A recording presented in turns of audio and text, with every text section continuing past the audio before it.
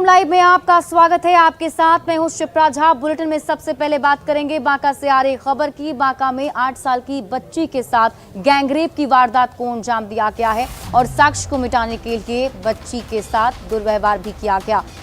बड़ी खबर आपको बांका से बता रहे हैं, जहां बच्ची के साथ 3 दरिंदों ने गैंगरेप की है। उसके बाद साक्ष्य छिपाने के लिए बच्ची की हत्या कर दी गई है। इतना ही नहीं, बच्ची की पहचान ना हो इसके लिए उसकी आंखों को भी निकाल दिया गया है। बिहार के बांका में 8 साल की बच्ची के साथ दरिंदगी का मामला सामने आया है। आपको बता दें कि बच्ची शनिवार से लापता थी, जिसके बाद खोजबीन की गई तो बच्ची का शव बरामद किया गया और जब जानकारी जुटाई गई तो पता चला कि गैंगरेप की वारदात को अंजाम दिया गया है। पुलिस ने 3 आरोपियों को अभी गिरफ्तार कर लिया है। 3 दरिंदे जो इस वारदात में शामिल थे अभी वो पुलिस के गिरफ्त में हैं, जिससे पूछताछ की जा रही है।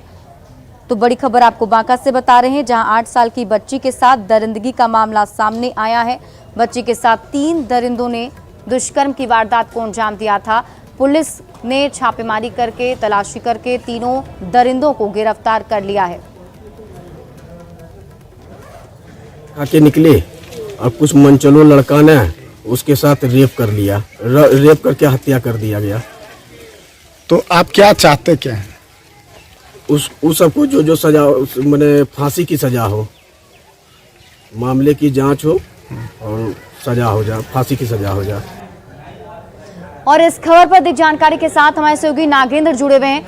नागेंद्र, 3 आरोपियों को गिरफ्तार तो कर लिया गया, लेकिन क्या पूछताछ में क्या कुछ जानकारी निकलकर सामने आ रही है? और जरा ये बताइए कि ये जो आरोपी हैं उनकी शिनाख्त हो पाई है, वो कहाँ के रहने वाले थे? देखिए, मैं आपको बता दूं कि ये मामला को लेकर जब ये जिला प्रशासन भी काफी इसमें संवेदनशीलता दिखा रही है और गिरफ्तारी करने के बाद काफी गहन पूछताछ की जा रही है। वहाँ पे महिलाएं और कुछ लोग भी सड़क पर उतर कर रहे थे, ये हंगामा कर रहे थे। उसमें जानकारी मिल रही है कि चांदन मुख्य बाजार का रहने वाला एक कोई अधिवक्ता है, एक इलेक्ट्रॉनिक दुकानदार है और एक टोटो चालक है। इसमें टोटो चालक की संदिग्ध भूमिका है कि वही लड़की को उठाकर ले गया था। फिलहाल पुलिस उसकी जांच कर रही है और इसके मामले में संगीन पोक्सो एक्ट, हत्या, अपहरण और रेप का मामला दर्ज करते हुए हमारी एसपी से भी बात हुई। एसपी का कहना है कि इस पे कड़ी से कड़ी कार्रवाई की जाएगी और पूछताछ अभी भी जारी है। जी, बहुत बहुत शुक्रिया तमाम जानकारी के लिए नागेंद्र। और अब बिहार में बीते 3 दिनों के अंदर 30 लोगों की जहरीली शराब से मौत हो गई है। बिहार के 3 जिलों में ये वारदात सामने आई। भागलपुर, बांका और मधेपुरा में बीते 3 दिनों के अंदर 30 लोगों की मौत हुई है, जिसके बाद से कई सारे सवाल खड़े हो रहे हैं। संदेहास्पद परिस्थिति में मौत में सभी लोगों में पेट दर्द, उल्टी और दिल की धड़कन बढ़ने की शिकायतें मिली थी। कई मामलों में परिजनों ने जहरीली शराब से मौत की बात कही थी, लेकिन इसी बीच इस पूरे मामले में बिहार पुलिस मुख्यालय डैमेज कंट्रोल में जुट गया है। बिहार पुलिस मुख्यालय ने भागलपुर और बांका के डीएम और एसपी की ज्वाइंट रिपोर्ट का हवाला दिया। इन दोनों ज्वाइंट रिपोर्ट में परिजनों से बातचीत और जांच के बाद प्रथम दृष्टया जहरीली शराब से मौत की बात से इनकार किया गया है।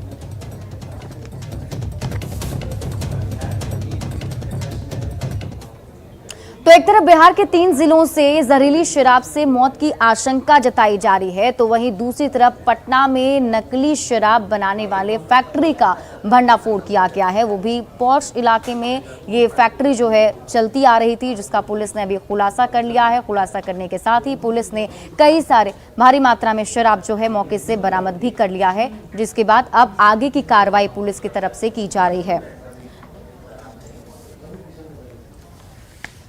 होली के दौरान राज्य के कई जिलों में जहरीली शराब पीने से कई लोगों की मौत हो गई और राजधानी पटना में पॉश इलाका है, ये पॉश इलाका आप देख सकते हैं यहाँ पर, और यहाँ पर नकली शराब बनाने का धंधा चल रहा था।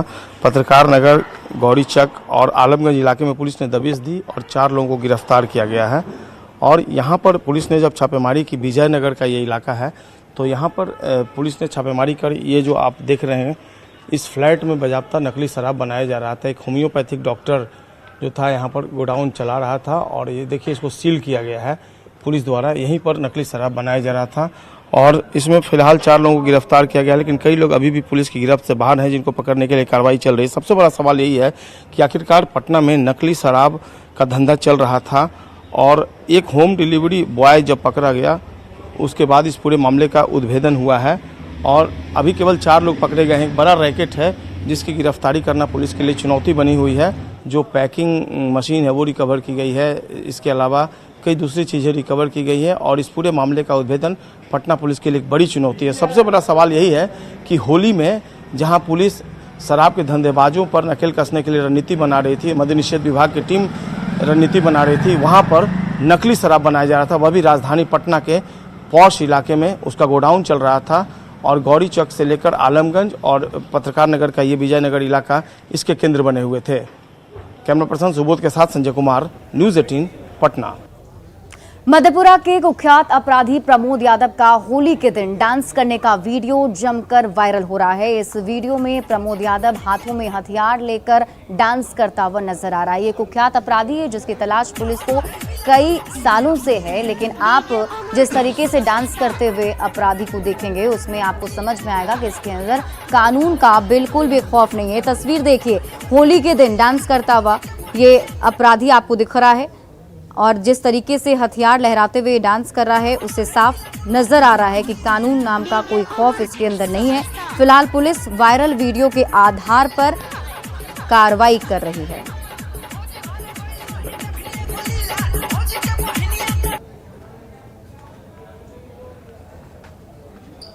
पटना समेत पूरे बिहार में इस बार प्रचंड गर्मी पड़ने की आशंका भी जताई जा रही है। बताया जा रहा है कि जिस तरीके से अभी तापमान बढ़ता जा रहा है वैसे में आने वाले दिनों में गर्मी और भी ज्यादा बढ़ सकती है, यानी कि आने वाले दिनों में बिहारवासी प्रचंड गर्मी को झेल सकते हैं।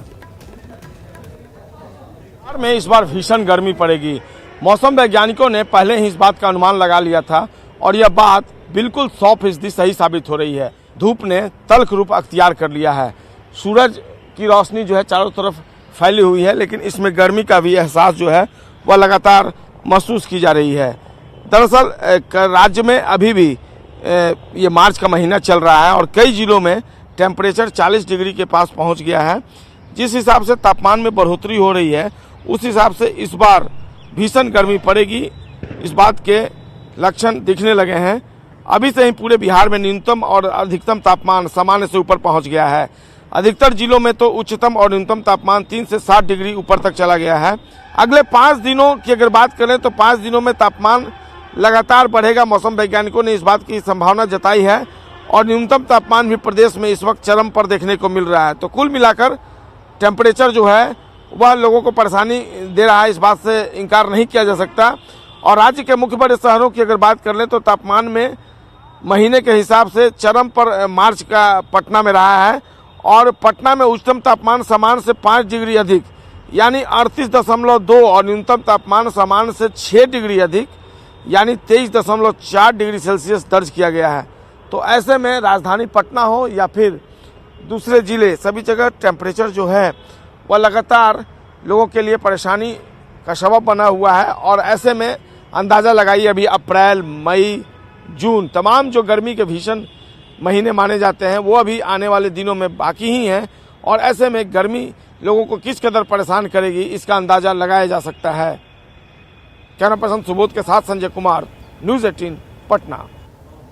तो देश के चौथे और बिहार के पहले एसएसबी ट्रेनिंग सेंटर में कल दीक्षांत समारोह आयोजित किया गया और इस दीक्षांत समारोह में 503 प्रशिक्षु शामिल हुए और इस पूरे कार्यक्रम का जायजा लिया हमारे संवाददाता अमित झा ने। बिहार दिवस से ठीक एक दिन पहले आज बिहार के लिए काफ़ी गर्व का दिन है। आज सुपौल के एसएसबी कैंप, जो देश का चौथा सबसे बड़ा रिक्रूटमेंट कैंप है और ट्रेनिंग कैंप है, यहाँ से आज 503 जवान देश की सेवा के लिए समर्पित होंगे, जिसके पासिंग आउट पैरेड की पूरी तैयारी की जा रही है और लगातार जवान और कई सारे अधिकारी यहाँ पर मौजूद हैं और इस पासिंग आउट पैरेड का आज जायजा लेंगे एसएसबी के आईजी पंकज दराज सर और काफ़ी सारी तैयारियां इसके लिए की गई है। 503 जवान आज देश की सेवा के लिए समर्पित होंगे। हमारे साथ यहाँ के एक अधिकारी मौजूद हैं। सर, आज कितने जवान देश की सेवा के लिए समर्पित होंगे? देखिए, यहाँ पे जो इनका बेसिक ट्रेनिंग का पासिंग आउट परेड है, इसमें 503 ट्रेनीज है और ये भारत के विभिन्न कोने से यहाँ पे प्रशिक्षण प्राप्त करने के लिए आए हुए हैं और आज इनका 44 हफ्ता के बाद आज पासिंग आउट परेड है। तो जिसका परेड का इंस्पेक्शन आज हमारे फ्रंटियर पटना के आईजी श्री पंकज दराद IPS वो इंस्पेक्शन करना है उनको, और आज के वो मुख्य अतिथि भी हैं। तो ये बिहार का बिहार का सबसे बड़ा ट्रेनिंग कैंप है और पहला कैंप है, और वहीं देश का ये सबसे चौथा बड़ा कैंप है। इसकी क्षमता कुल 1000 जवानों की है, और जिस तरीके से इस पे पूरे देश के जवान यहाँ पर रिक्रूट होकर आते हैं और अपनी ट्रेनिंग को प्राप्त करते हैं, और भारत नेपाल सीमा पर अवस्थित ये रिक्रूटमेंट कैंप काफ़ी अहम भी माना जा रहा है। इसकी तैयारी को लेकर काफ़ी दिनों से इसकी तैयारी की जा रही थी, ताकि जवानों का पासिंग आउट पैरेड काफ़ी बड़े पैमाने पर संभव हो सके। और आज इस कार्यक्रम में आईजी और कई सारे बढ़िया अधिकारी SSB के भी शामिल होने वाले हैं। खासकर बिहार दिवस से ठीक एक दिन पहले बिहार के लिए सबसे बड़े गर्व की बात है कि बिहार के इकलौते SSB कैंप से आज 503 जवान देश की सेवा के लिए समर्पित होंगे। Amit Jha, JT network, Supaul. सभी राज्यों के स्कूलों में भगवत गीता को शामिल करने की सलाह केंद्रीय मंत्री प्रहलाद जोशी ने दी है। उन्होंने आज अपने ट्विटर हैंडल से ट्वीट करके इस बात को सबके सामने रखा, जिसमें उन्होंने कहा कि गीता नैतिकता की पाठ सिखाती है और इसीलिए सभी बच्चों को ये जानना बेहद ही ज़्यादा ज़रूरी हो जाता है। अपने ट्विटर हैंडल के जरिए उन्होंने ट्वीट करके लिखा है कि भगवत गीता नैतिकता सिखाती है और समाज की भलाई के प्रति जिम्मेदारी का अनुभव भी कराती है। उन्होंने कहा कि गीता में कई नैतिक कहानियां हैं जो छात्रों को प्रेरित करेंगी, और इसकी पढ़ाई कराई जाए तो बच्चे भी इससे कुछ सीखेंगे, जिसका अच्छा असर भी दिखेगा। उन्होंने ट्वीट के जरिए सभी राज्यों से भगवत गीता की पढ़ाई पर विचार करने की अपील भी की है।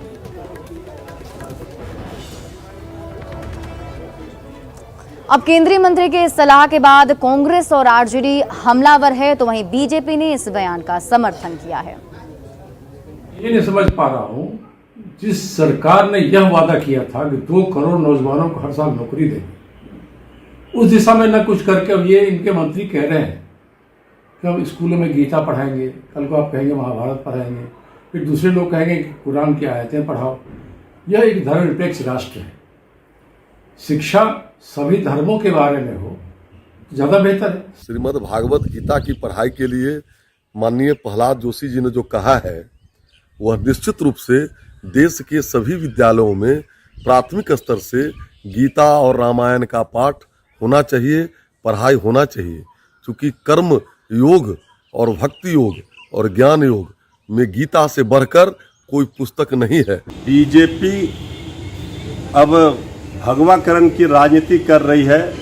पाठशाला में भगवाकरण राजनीति की तैयारी चल रही है। केंद्रीय मंत्री प्रहलाद जोशी जी ने कहा है कि सभी देश के सभी विद्यालयों में गीता का पाठ पढ़ाया जाएगा।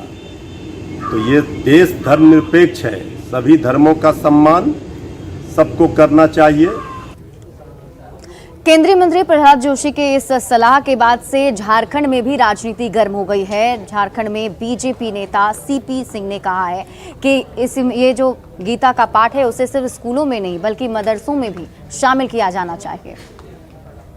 कोई भी सरकारी संस्थान जो सरकार के पैसे से चलता है, वो टैक्स पेयर के पैसे से चलता है, तो जो भी सरकारी संस्थान हो वहाँ पर जब मदरसा की जब बात आती है तो आप इस्लाम की पढ़ाई करते हैं, तो सरकारी पैसे से इस्लाम की पढ़ाई हो, तो सरकारी पैसे से गीता की पढ़ाई क्यों नहीं हो? मेरा सीधा सा प्रश्न है। और वैसे लोग जो इस तरह की बात करते हैं कि अशांति पैदा होगी, तो मैं उनसे कहना चाहता हूँ कि भैया हमारे पैसे से इस्लाम की पढ़ाई क्यों होगी? तो वहीं इस पूरे मामले पर JMM और कांग्रेस ने भी आपत्ति जताई है। JMM ने तो यहां तक कहा है कि सबसे पहले इस मामले को जितने बीजेपी के राज्य हैं उसमें इसे लागू करना चाहिए। वहाँ उनकी सरकार है और भी जो भाजपा शासित प्रदेश है, पहले वहाँ इसको लागू करवाएं, तब झारखंड पर बात करें। और झारखंड में बात करने का कोई राइट नहीं है। इस तरह की बातें करके सिर्फ धार्मिक ध्रुवीकरण, मुझे लगता है अब ये लोग उम्र की ढलान पर हैं। इस तरह की बात करके कुछ लगता है मन बहलता होगा। लोकतंत्र में ऐसी बेबुनियाद बातों का कोई स्थान नहीं, क्योंकि ये 56 इंची तो इनकी वास्तविक में है नहीं, ये समाज को तफरका फैला करके सिर्फ राजनीति करना चाहते हैं। इनका हमेशा यह प्रयास रहता है कि कैसे समाज में विद्वेष वातावरण जो है हम पैदा कर पाए, कैसे हम सामाजिक ताना बाना को हम छीन बीन कर पाए, कैसे हम जो एक समाज का एक समरसता है उसको हम तोड़ें। बिहार के अलग अलग जिलों में संदिग्ध परिस्थिति में मौतों का सिलसिला लगातार जारी है। इसी कड़ी में खबर सिवान से है, जहां संदिग्ध परिस्थिति में 2 लोगों की मौत हो गई और यहां पर परिजनों ने दोनों के शवों का अंतिम संस्कार भी कर दिया।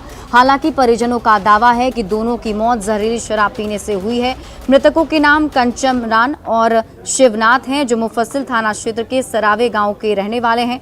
मृतक की मां ने बताया कि 2 दिन पहले दोनों एक श्राद्ध कर्म में बाजा बजाने गए हुए थे, जहां इन लोगों को शराब पिलाई गई थी, जिसके बाद इनकी तबीयत बिगड़ी। गांव में होम्योपैथी दवाई की बोतल भी मिली है, जिसकी जांच फिलहाल पुलिस टीम की तरफ से की जा रही है। बजा के दारू दे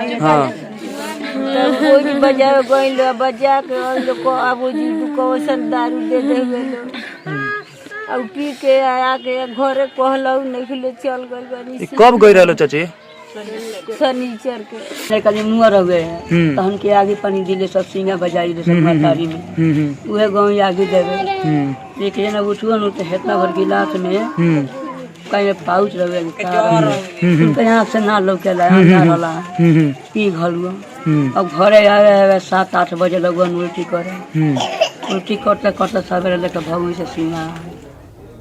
झारखंड में 24 मार्च से मैट्रिक की परीक्षा शुरू होने वाली है, जिसको लेकर पूरी तैयारी कर ली गई है और सही तरीके से परीक्षा हो सके इसके लिए परीक्षा केंद्र भी तैयार कर लिए गए हैं। पहले जहां पर परीक्षा केंद्रों की संख्या कम हुआ करती थी, लेकिन अब परीक्षा केंद्र की संख्या को बढ़ा दिया गया है। इसका जायजा लिया हमारे सहयोगी रूपाली त्रिपाठी ने।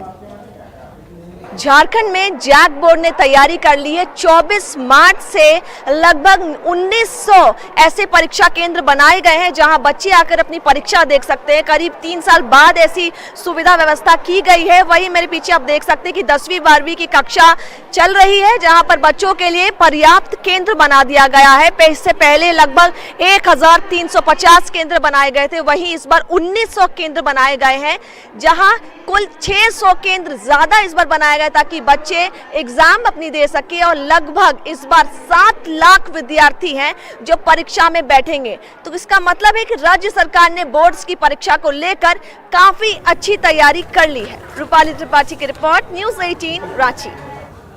और जमीन के मुआवजे की मांग को लेकर के मुंगेर के किसान 6 महीने से धरना पर बैठे हुए हैं, लेकिन अभी तक उनकी मांगों को पूरा नहीं किया गया। न सिर्फ मांगों को पूरा किया गया, बल्कि वहां पर कोई भी उनसे मिलने तक नहीं पहुंचा, ना उनका हालचाल जानने के लिए पहुंचा है। आपको बता दें कि 4 लेन सड़क के निर्माण के लिए करीब 100 एकड़ जमीन का अधिग्रहण किया गया है। किसानों का कहना है कि जब उन्होंने जमीन खरीदी तो ज्यादा मिनिमम वैल्यू रजिस्टर लिया गया और जब मुआवजा देने की बारी आई तो उसे कम कर दिया गया है। मिर्जा चौकी तक जो 4 लेन के लिए जमीन अधिग्रहण की जा रही है, उसी में हम लोग मुआवजा के लिए यहाँ पर प्रत्येक रविवार को बैठते हैं। कितना दिन से? लगभग 6 महीने से। और अब आपको एक थाने की तस्वीर दिखाते हैं, जिसके बारे में आपको बताते हैं। आधुनिक तरीके से थाने को बनाने का दावा तो किया जाता है, लेकिन इस थाने की तस्वीर उन दावों की पोल खोलती है।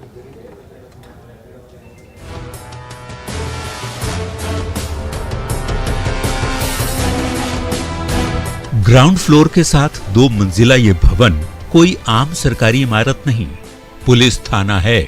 जी, चौंकिएगा मत, क्योंकि इस थाने को बने 8 साल गुजर गए, लेकिन हर कमरे में ताला लटका है। जहानाबाद के नगर प्रखंड के पश्चिमी इलाके का ये है सिकरिया थाना। भवन को बने 8 साल से भी ज्यादा का वक्त बीत गया, लेकिन अब तक न यहाँ कोई पुलिसकर्मी की तैनाती हुई, न ही किसी थानेदार की पोस्टिंग हुई। हाजत से लेकर हर विभाग का रूम है यहाँ, लेकिन सब में ताला लटका है। देखा ही कराने का ही ना, पुलिस कभी आई ही नहीं, कहियो नजरे न पर लवे हमने कहता। अच्छा, तो क्राइम व्राइम होता है तो लोग कहाँ जाते हैं?